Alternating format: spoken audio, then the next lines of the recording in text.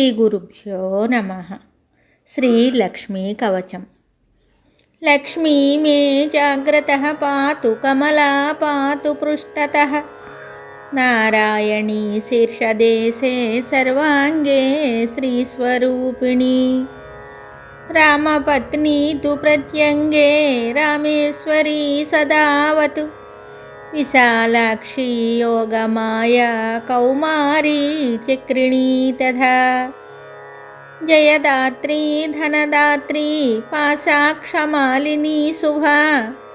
हरिप्रिया हरिरामा जयङ्करी महोदरी।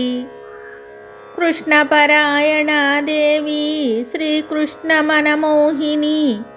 जयङ्करी महारौद्री सिद्धिदात्री शुभङ्करी। सुखदा मोक्षदा देवी चित्रकूटनिवासिनी। भयं हरतु भक्तानां भवबन्धं विमुञ्चतु। कवचं तन्महापुण्यं यः पठेत् भक्तिसंयुतः। त्रिसन्ध्यमेकसन्ध्यं वा मुच्यते सर्वसङ्कटात्। कवचस्यास्य पठनं धनपुत्रविवर्धनं।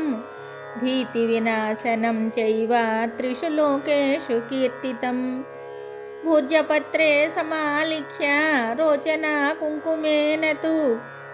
धारणात् गलदेशे च सर्वसिद्धिर्भविष्यति। अपुत्रो लभते पुत्रं धनार्थी लभते धनं। मोक्षार्थी मोक्षमाप्नोति कवचस्य प्रसादतः। गर्भिणी लभते पुत्रं वन्द्यां च गर्भिणी भवेत्। धारयेद्यति कण्ठे च अथवा वामबाहुके। यः पठेन्नियतो भक्त्या स एव विष्णुवद्भवेत्। मृत्युव्याधिभयं तस्य नास्ति किञ्चिन्महीतले। पठेद्वा पाठयेद्वापि शृणुयाच्छ्रावयेदपि। सर्वपापविमुक्तस्तु लभते परमां गतिम्। सङ्कटे विपदे घोरे तथा च गहने वने। राजद्वारे च नौकायां तथा चरणमध्यतः। पठनाद्धारणादस्य जयमाप्नोति निश्चितम्। अपुत्रा च तथा वन्ध्या त्रिपक्षं शृणुयाद्यदि। सुपुत्रं लभते सा तु दीर्घायुष्कं यशस्विनं। शृणुयाद्यः शुद्धबुद्ध्या 2 मासौ विप्रवक्त्रतः।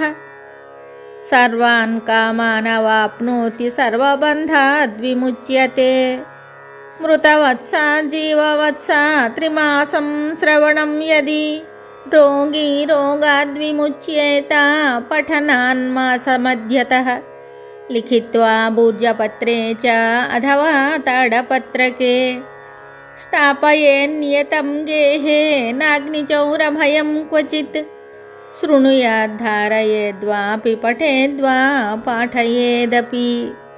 यः पुमान् सततं तस्मिन् प्रसन्नाः सर्वदेवताः। बहुना किमिहोक्तेन सर्वजीवेश्वरेश्वरी। आद्याशक्तिः सदा लक्ष्मीर्भक्तानुग्रहकारिणी। धारके पाठके चैव निश्चला निवसेद्ध्रुवम्। इति श्रीलक्ष्मी कवचं सम्पूर्णं शुभम्।